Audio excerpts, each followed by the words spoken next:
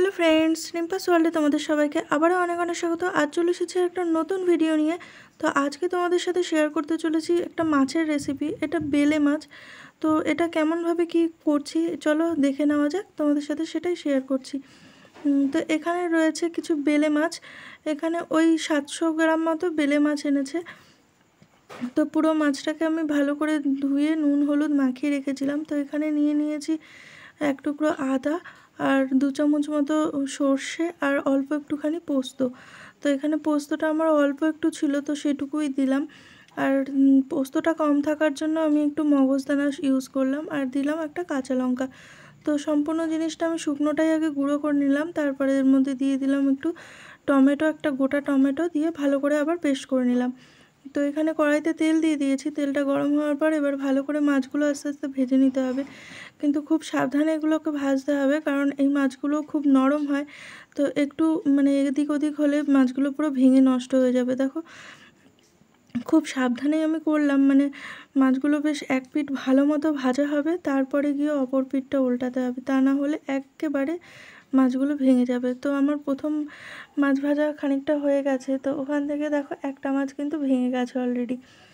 তো বাদবাকি মাছগুলো আমি দিয়ে দিলাম।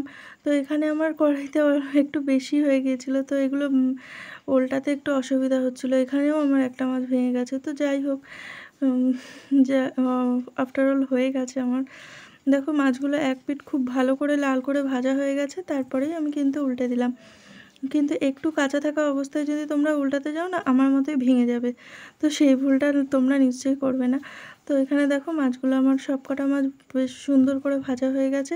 এবার যা তেল ছিল কড়াইতে, ওই তেলের মধ্যেই আমি ওই যে মশলাটা করে রেখেছিলাম, সেই সম্পূর্ণ মশলাটাই আমি দিয়ে দিলাম। তো তার মধ্যে দিয়ে দিলাম আর একটু নুন আর একটুখানি হলুদ দিয়ে দিচ্ছি। হলুদটা একটু বেশি করে দিলাম, কারণ রান্নাটা একটু মানে হলুদটা একটু বেশি না হলে কেমন ফ্যাকাশে ফ্যাকাশে মতো লাগবে। কারণ আমি তো শুকনো লঙ্কা খুব একটা ইউজ করি না, কারণ আমাদের বাড়িতে শুকনো লঙ্কা খুব একটা কেউ খায় না।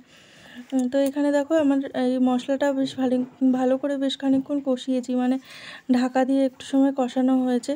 তো দেখো ওপর থেকে না তেলটা ছেড়ে দিয়েছিলো। তো তারপরে আমি মাছ দিয়ে একটুখানি নেড়ে মানে কি মাখিয়ে তারপরে আমি ওর মধ্যে জল দিয়ে দিলাম। তো জলটা পরিমাণ মতোই দিতে হবে, মানে যাতে বেশি না হয়ে যায়, কারণ এই মাছ তো সর্ষে বাটা দিয়ে রান্না করলে না বেশি ঝোল লাগে না, বেশি ঝোল হলেও একেবারেই ভালো লাগে না। তো আমার রান্নাটা হয়ে গেছে। এখানে দেখো আমি ওপর থেকে একটু কাঁচা তেল ছড়িয়ে দিলাম। যে কোনো সর্ষে বাটা দিয়ে রান্না করলে এর মধ্যে যদি একটু কাঁচা তেল ছড়িয়ে দেওয়া যায়, বেশ দারুণ টেস্ট আসে কিন্তু। তো চলো, আজকের মতো তো আমার রান্নাটা হয়েই গেছে।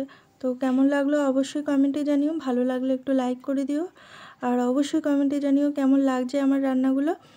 তো ততক্ষণের জন্য টাটা, বাই বাই। দেখা হবে অবশ্যই কোনো নেক্সট ভিডিওতে। ততক্ষণ তোমরা ভালো থেকো, সুস্থ থেকো, সাবধানে থেকো, আর অবশ্যই আমাকে জানিও, আর অবশ্যই সাবস্ক্রাইব করার অনুরোধ রইল। তো টাটা।